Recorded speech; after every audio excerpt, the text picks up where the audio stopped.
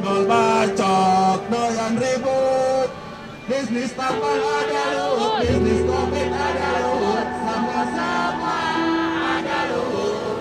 Data-data yang disampaikan oleh kajian kemudian itu dikriminalisasi, itu seharusnya negara berterima kasih, pemerintah berterima kasih untuk bagaimana cara menyelesaikan solusi Papua yang hari ini ada situasi perang.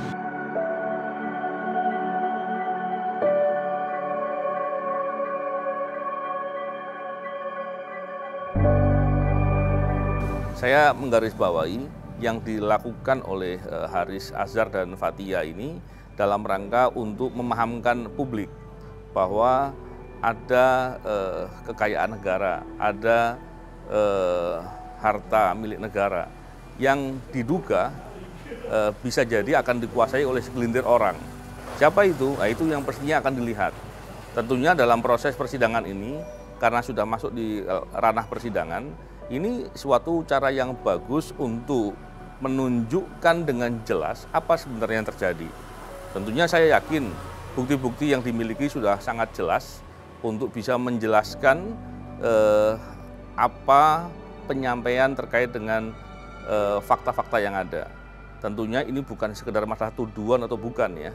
Tentunya saya ingin menjelaskan bahwa ini ada dugaan terkait dengan upaya menguasai atau segelintir orang yang ingin menguasai kekayaan alam atau tambang tertentu, dan tentunya biasanya hal-hal begitu itu berkaitan dengan korupsi.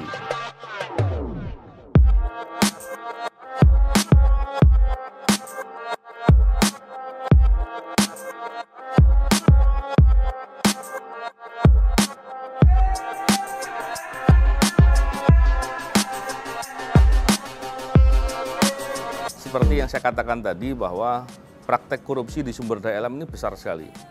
Saya ingin menggarisbawahi sedikit ya, KPK ketika masuk terkait dengan upaya memberantas korupsi di sektor sumber daya alam, itu resistensinya cukup tinggi. Dan bahkan serangan terhadap KPK waktu fokus ke area itu semakin besar. Kita tentu tahu bahwa KPK pernah membuat upaya pencegahan yang namanya GNP-SDA, Gerakan Nasional Penyelamatan Sumber Daya Alam.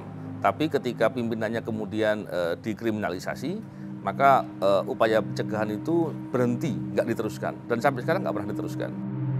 Elektronik dan atau elektronik yang semuanya mencemarkan nama baik saksi Luhut Panjaitan alias Luhut Binsar Panjaitan yang dapat diakses oleh setiap orang pengguna YouTube. Kalau kondisi Papua dari sisi keamanan saat ini, memang kita kalau bilang buruk, memang buruk. Kalau baik, ada yang bilang baik, tapi itu untuk di wilayah-wilayah macam seperti perkotaan. Tapi di perkotaan itu juga tidak seaman seperti zaman kita masih sekolah dulu, kita bebas berekspresi, jalan kemana. Kita kalau jalan ya kita lihat tentaranya itu tidak pernah kelihatan di jalan-jalan. Tapi kalau sekarang kan sudah beda situasinya.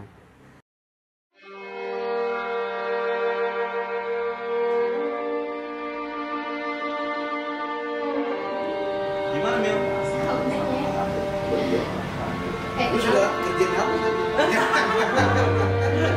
Nah, dari Sultan Waris yang mungkin pernah ngomong ke lu langsung misalnya, Luhut nih, sampai ngelapor itu males gue kayak gitu, pernah nggak kayak gitu? Enggak sih Bang Haris, ya paling dia sebenarnya santai aja dia menghadapi itu karena yang dia omongin juga fakta gitu. Dia nggak bermasalah ataupun takut, merasa ini nggak ada ke Luhutnya gitu. Ya mungkin dia lebih, waktu dia cerita ya lebih nggak enak ke orang-orang di sekitar yang akan direpotin sama dia gara-gara persoalan ini gitu. Jadi sebenarnya dia juga bukan dalam posisi takut, bahkan ketika dia kena masalah pun dia masih mikirin orang gitu. Jangan sampai orang jadi repot gara-gara apa yang dia kerjakan gitu. Mengenai Mas Haris Azhar dan Fathia, saya kenal keduanya sudah lama. Dan yang saya tahu selama ini mereka ini konsisten. Bahkan sampai sekarang dengan kualitas konsistennya yang terus tinggi gitu ya, untuk berjuang membela kepentingan masyarakat, kaum minoritas, masalah HAM, anti korupsi, dan banyak hal lain lagi. Jadi kalau saya melihat, memang saya salut dengan mereka berdua. Kalau materinya udah dibacain, udah baca semua. Dia kan ngerapin status Sosok Pak Haris itu orang yang humble ya. Dia terbuka untuk kita sebagai tim dan bisa dijadiin temen, bisa dijadiin bapak ya. Karena kita selalu bisa curhat juga ke dia. Tekanan di kasus ini sih dari teman-teman deket sih nggak ada ya. Cuman mereka lebih mendukung. Tekanannya itu adanya di diri sendiri. Karena jujur saya baru kali ini berurusan dengan kasus apalagi dengan polisi gitu. Mungkin traumanya ya mungkin urutannya dipanggil untuk BAP, terus sama apa ya, setiap hari itu pasti kita kepikiran loh, ini gue ikut terlibat di sini gitu. Jadi traumanya itu mungkin di mental ya, mental saya mungkin nggak cukup kuat lah seperti Pak Haris gitu. Jadi storyline-nya segala macam-macam akhirnya enak. Nah, jadi agenda pembentukannya belum ada juga. Satu, tapi kita juga ngandelin korban. Tekanan ketika kasus ini mencuat tahun 2021 September itu Luhut melaporkan kasus ini ya ke Polda Metro. Sebenarnya kalau tekanan dari eksternal nggak ada, tapi waktu itu saya ingat betul ketika September itu juga. Jadi ibu saya itu meninggal ketika itu. Jadi sebenarnya tekanan paling berat itu ketika harus menghadapi kasus ini di saat ibu udah nggak ada. Nah itu yang paling berat sebenarnya. Jadi ketika tahun 2021 ini yang mungkin belum banyak orang ketahui tentang bagaimana ketika melawan atau menghadapi kasus dengan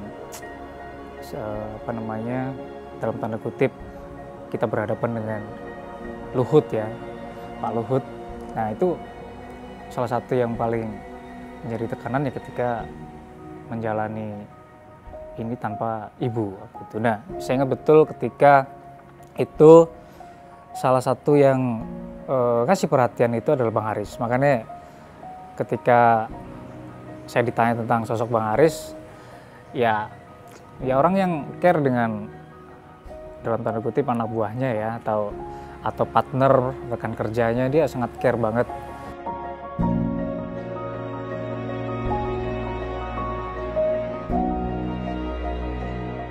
Aku ngelihat beliau itu sebagai orang yang detail ya. Detail dalam hal misalnya kalau aku dapat suatu kerjaan, berarti kan aku harus bisa menyampaikan produk sebagaimana yang diinstruksikan oleh Bang Haris. Bang Haris tuh orangnya detail banget terkait dengan materi substansi yang sedang aku kerjakan, bahkan sampai detail layout pun dia juga kritisi satu-satu gitu loh. Nah makanya tadi aku bilang selain dia itu orang yang detail, dia juga orang yang kritis. Karena hanya layout numbering atau harus rata kanan kiri, dia itu sampai sedetail itu ngelihatnya. Aku sih ngelihatnya beliau yang kritis dan juga detail. Yang paling berkesan ya mungkin pada saat Bang Haris dia ajak kita ke Baduy. Saya dengan beberapa ke Baduy dalam. Ada beberapa orang teman-teman sama orang-orang dari kantor, rekan-rekannya Pak Haris di kantor. Itu yang paling berkesan di situ. Kami jalan sampai bermalam di sana. Banyak cerita-cerita lucu yang kami bangun di sana di Baduy, sampai orang juga pada heran dengan kita di sana.